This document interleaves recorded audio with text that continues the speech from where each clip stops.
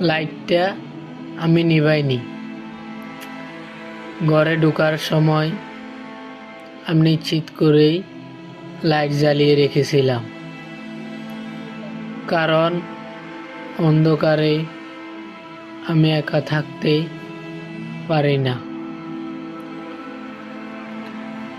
ঘড়িতে তখন রাত 2:38।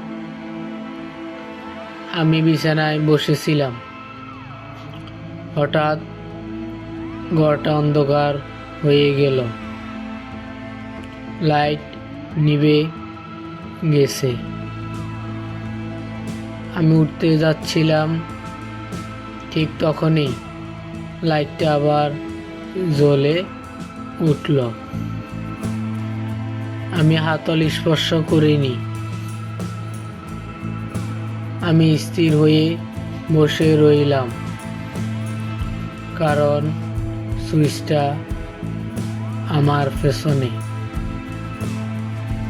কয়েক সেকেন্ড পর লাইটটা আবার নিভে গেল।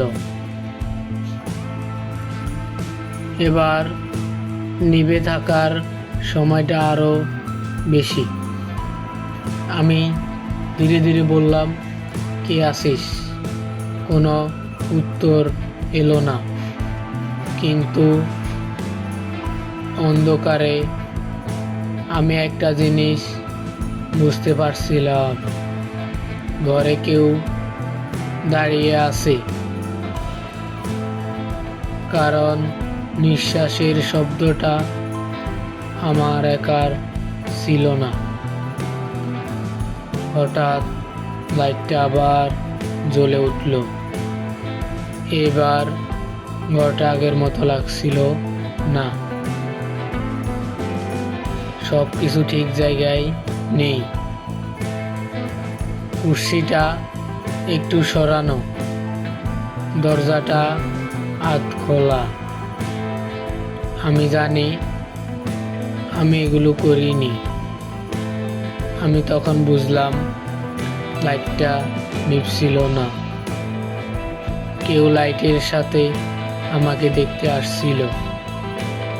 শেষবার লাইট নিভে গেল, আমি আর উঠিনি, কারণ তখনই কানে খুব আস্তে একটা ফিসফিস শুনলাম,